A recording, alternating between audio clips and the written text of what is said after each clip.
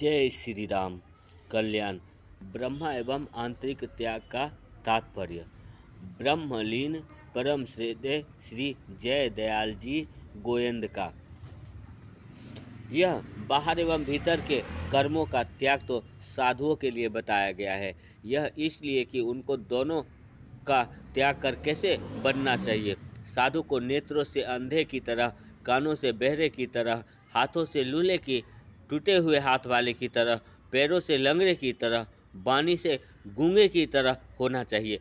इससे आरंभ कर्मों का त्याग करने की बात कही गई है। उपयुक्त आचरण से कर्म का त्याग होता है। श्री जड़ भरत जी महाराज के लक्षण और आचरण ऐसे ही थे। वे अपने पूर्व जन्म की बातें जानते थे। वे अपने गृहस्थ आश्रम में रहते हुए बहुत परिश्रम करते हुए भी साधु की भांति उन सब कामों में वस्तुत इतने उपरत थे कि जड़ की तरह रहते थे। इसलिए उनका नाम जड़ भरत कहा जाता है। उनके सब आचरण जड़ की तरह होते थे। घर वालों ने जड़ भरत को विद्या पढ़ाने की कोशिश की। उनसे कहा जाता, बोलो क ख ग घ अंग, तो उनके कहने से वे भी बोल देते क ख ग घ अंग। दूसरे दिन पढ़ाई का क्रम आगे बढ़ाने का बात होती तब पूछा जाता कि कल क्या सीखा, तो जड़ भरत चुप हो जाते थे।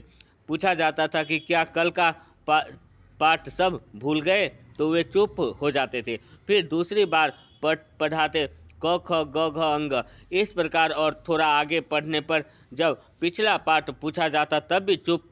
सब सपाचट घर वालों ने समझ लिया कि इतना अधिक परिश्रम करने के बाद भी जब यह वर्णमाला के पूरे अक्षर नहीं सीख सका तब यह क्या पढ़ेगा। घर वालों ने तंग आकर जड़ भरत को पढ़ाने की नियत ही छोड़ दी। अब घर वालों ने सोचा कि यह पढ़ाई तो कुछ करेगा ही नहीं, इससे खेती का काम तो करवाना चाहिए। उनको खेत के काम में लगाए रहने के लिए घर वालों ने निश्चय किया और उन्हें आदेश दिया। तब जड़ भरत जी खेत में ही बैठे रहते थे। उनको तो किसी प्रकार से संसार से संबंध जोड़ना नहीं था, क्योंकि वे जड़ भरत थे। फिर घर वालों ने कहा, अगर तुमसे और कुछ नहीं हो सकता तो खेत में बैठा रहा करो और वहाँ अपने खेत में जो गाय भैंस आदि पशु चरने के लिए आए उन्हें लाठी लेकर अपने खेत से निकालकर किसी दूसरे के खेत में खदेड़ दिया करो। सड़क के इस पार जड़ भरत का खेत था और उसकी ओट में दूसरों का खेत था। पशु आदि चरने के लिए आते तो जड़ भरत उनको दूसरे के खेत में नहीं खदेड़ कर अपने ही खेत की तरफ खदेड़ दिया करते थे।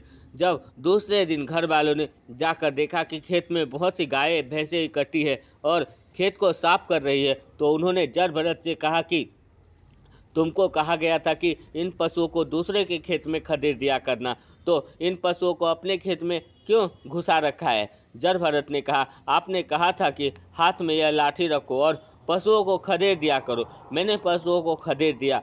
तब घर वालों ने कहा कि मूर्ख, यह तो अपना खेत है, दूसरे के खेत में खदेड़ने के लिए कहा गया था। यह सुनकर जड़ भरत हंसने लगे थे। वे अच्छी तरह समझते थे कि यह अपना और दूसरों का क्या होता है। घर वालों ने जड़ भरत से कहा, मूर्ख, तुमको इतना भी ज्ञान नहीं कि यह अपना खेत है और यह दूसरे का यानी पराया खेत है। पर जड़ भरत को तो इस प्रकार के अपने और पराये के ज्ञान में ही खराबी दिखती थी, किंतु घर वालों ने जड़ भरत जी से खेत का काम भी छुड़ा दिया। घर वालों ने जड़ भरत को आदेश दिया कि तुम खेत में क्यारी बनाओ। जड़ भरत ने पूछा, यह क्या? घर वालों ने कहा, मूर्ख, क्यारी भी नहीं समझते। यहाँ सामने जो ऊंची जगह है उसको फावड़े से खोदकर वहाँ की मिट्टी गड्ढे में डालो। इस तरह भूमि को समतल करके फिर मेड़ लगाकर क्यारी बनाओ। जड़ भरत ने देखा कि यह क्या बोलते हैं। तब घर वालों ने यह जानकर कि मूर्ख समझा नहीं, 2-4 परात मिट्टी उठाकर उसकी क्यारी बनाने को बतलाया कि इस प्रकार क्यारी बनती है। घर वाले ने जड़ भरत को क्यारी बनाने के लिए शिक्षा देकर चले गए। पीछे से जड़ भरत ने एक जगह से मिट्टी खोदकर दूसरी जगह क्यारी नहीं बनाकर उसको ही खूब ऊंचा कर दिया, उल्टा काम बढ़ा दिया। घर वाले खेत में दूसरे दिन आए और जड़ भरत का काम देखा। बोले, अरे मूर्ख, तुमने यह क्या कर दिया? मूर्ख, तुमको तो क्यारी बनाने के लिए भी कहा गया था। क्या इस प्रकार से क्यारी बनती है? जब जगह पर मिट्टी पड़ने के बाद यह समतल हो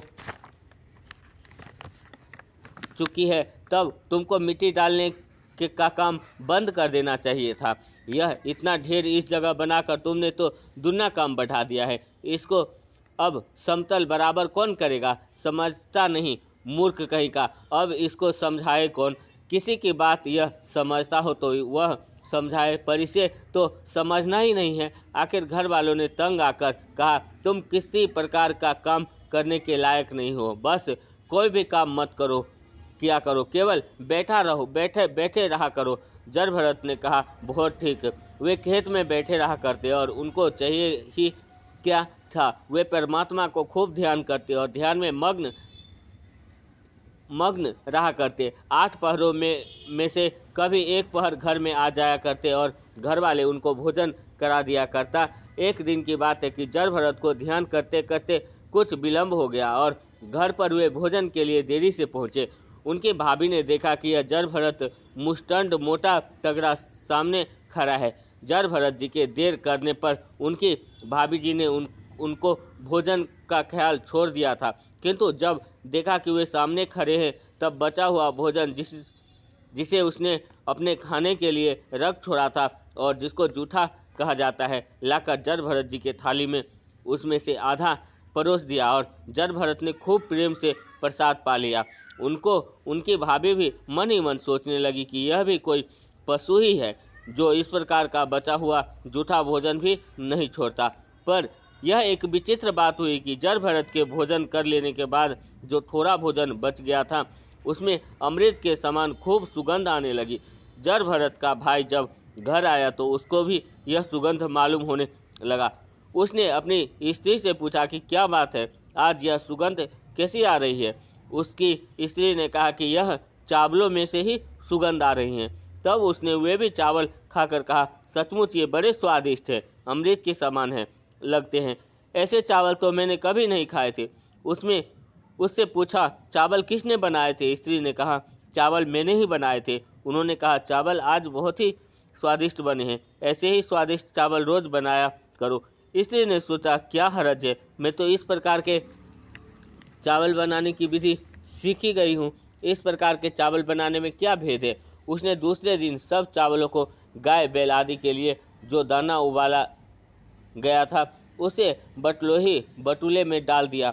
आधे घंटे के बाद सींचने पर वह चावल थाली में परोसे अपने पति के खाने के लिए लाई। पति ने चावल खाने के साथ ही, ये चावल क्या बनाए हैं, इसमें तो दुर्गंध आती है, इनमें तो किसी प्रकार का स्वाद ही नहीं है, जैसे चावल रोज बनते हैं उनसे भी खराब बना है, कल का जैसा स्वाद तो है ही कहाँ। उसकी स्त्री ने जवाब दिया, मैंने तो ये चावल जैसे कल बनाए थे वैसे ही आज भी बनाए हैं, ना मालूम कल तो स्वादिष्ट बन गए, आज स्वादिष्ट क्यों नहीं बना।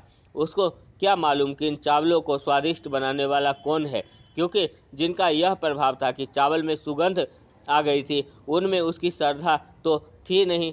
ऐसे प्रभाव वाले जड़भरत जी के ममता अहंत रहित होकर विचरण किया करते थे। साधु को नेत्रों से अंधे की तरह व्यवहार करने का क्या प्रयोजन है? जब रात में चले तब नेत्रों से थोड़ी दूर तक का रास्ता केवल देख लेना चाहिए और फिजूल इधर उधर नहीं देखना चाहिए। नेत्रों से केवल महापुरुषों के एवं मंदिरों में जाकर देवता आदि के दर्शन तथा सत्य शास्त्रों का ही अध्ययन करना चाहिए। इसके सिवा नेत्रों को अन्य व्यर्थ सांसारिक विषयों को देखने में नहीं लगाना चाहिए। साधु को कानों से बहरे की तरह रहना चाहिए। इसका क्या प्रयोजन है? कानों से केवल परमात्मा विषयक बातों को ही श्रवण करना चाहिए और दूसरे संसार विषयक बातें सुने ही नहीं, चाहे कोई कुछ भी कहा करे। यही बाहर बहरे की तरह रहने का प्रयोजन है। हाथों से लूल्हे की तरह व्यवहार करना चाहिए। इसका क्या प्रयोजन है? हाथों को केवल परोपकार एवं भगवान की सेवा करने के सिवा और अन्य प्रकार के परिश्रम में नहीं लगाए, यह प्रयोजन है। पैरों से लंगड़े की तरह व्यवहार करने का प्रयोजन क्या है? पैरों से बेकार परिश्रम नहीं करे, केवल महापुरुष तीर्थ देव मंदिर के दर्शन आदि करने के लिए ही पैरों का उपयोग करना चाहिए। वाणी से गूंगे की तरह व्यवहार करने का क्या प्रयोजन है? वाणी से केवल भागवत विषयक वार्ता ही करनी चाहिए। उसके सिवा दूसरी बातें करनी ही नहीं चाहिए। यही गूंगे की तरह व्यवहार का तात्पर्य है। पूर्व समय में साधु महात्माओं सन्यासियों के लिए इस प्रकार की शिक्षा बताई जाती थी। प्रश्न होता है कि अगर इस प्रकार से सब कर्मों को केवल भगवान के ही निमित्त किया जाए तो फिर मनुष्य को भोजन कहाँ से मिले, शरीर निर्वाह किस तरह हो। उत्तर में बतलाया गया है कि साधु को अजगर वृत्ति से ही काम चलाना चाहिए। जिस प्रकार से अजगर को अपनी स्थान पर ही जो मिल जाता है उसी से वह काम चलाता है, इसी प्रकार साधु सन्यासियों को भी अपने स्थान पर जो कुछ मिल जाए उसी से काम चला लेना चाहिए। फिर पूछा जाता है कि इस प्रकार अगर अपने स्थान पर भोजन प्राप्त न हो सके तो फिर किस प्रकार से निर्वाह करें। सोचना चाहिए कि भोजन कैसे मिलेगा। यह चिंता तो आपको अब लगी है, पहले तो नहीं थी ना। जब आप अपनी माता के पेट में थे उस समय क्या आपको पेट की वह चिंता थी? उस समय आपके पास भोजन कौन पहुंचाता था? और जब आप पैदा हुए थे आपकी माता के स्तनों में भी दूध का इंतजाम क्या आपने ही किया था? आपने अगर यह सब इंतजाम कभी नहीं किया है तो जिसने यह सब इंतजाम किया था अब भी आपको उसी के ऊपर भरोसा रखना चाहिए, क्योंकि उसका नाम विशंभर है। आप जरा विचार करके देखिए कि जितने जलचर थलचर एवं पशु पक्षी कीट पतंग, उनके भी क्या किसी प्रकार की खेती दुकान व्यवसाय दलाली या अन्य किसी प्रकार का रोजगार है? ये भी जीवित रहते हैं या नहीं? यदि है तो आपको भी अपने जीवन का प्रबंध का अधीन छोड़ देना चाहिए। भगवान विशंभर सबके पालक पोषक स्वयं हैं, उसकी किसी प्रकार भी चिंता करनी ही नहीं चाहिए। अब भीतर का त्याग क्या होता है यह भी बतलाया जाता है। अहंकार ममता यानी मैं मेरे का भाव, अशक्ति राग दोष अज्ञान भय कामना, यही भीतर का कूड़ा करकट है। इन सब की सफाई करनी चाहिए, इनको अंतकरण से बाहर निकाल देना चाहिए। जो साधु सन्यासी बाहर एवं भीतर का त्याग करता है वही असली त्यागी है। यह बाहर एवं भीतर का त्याग साधु सन्यासियों के लिए ही बतलाया गया है, गृहस्थ आश्रम वालों के लिए नहीं। गृहस्थ आश्रम वालों के लिए भीतर की सफाई की बात बतलाई गई है, वह सभी वर्ण आश्रमों के लिए आवश्यक है। लेकिन जो बाहरी त्याग की बात यानी बाहरा बहरा अंधा गूंगा लूल्हा लंगड़ा की तरह बन जाने की बात ऊपरी बतलाई गई है, यह केवल साधु सन्यासियों के लिए है। गृहस्थ आश्रम में भीतर का त्याग होना चाहिए। भीतर का त्याग करना उच्च कोटि की चीज़ है। अगर बाहर का ऊपरी त्याग है और भीतर का त्याग नहीं है तो उसकी कोई महिमा नहीं है। भगवान श्री कृष्ण ने गीता में बतलाया है कि केवल मात्र बाहरी कर्मों के त्याग करने से मनुष्य सिद्धि को प्राप्त नहीं कर सकता, लेकिन भीतर का त्याग करने से मनुष्य सिद्धि को प्राप्त नहीं कर सकता। इस प्रकार की बातें गीता में कहीं भी पढ़ने को नहीं मिलती। इस प्रकार जड़ भरत का प्रकरण आने पर उसकी कथा संक्षेप में बतलाई गई है, और फिर साधु सन्यासियों का प्रकरण आने पर उनके त्याग की बात यानी बाहर और भीतर की त्याग की बातें बतलाई गई हैं, जो साधु सन्यासियों तथा गृहस्थों के लिए यथा योग्य पालनीय हैं। जय सिया राम। भाई गलती सलती सब आदमी क्षमा करबे, ठीक है। हाँ, सब आदमी लाइक करूँ शेयर करूँ।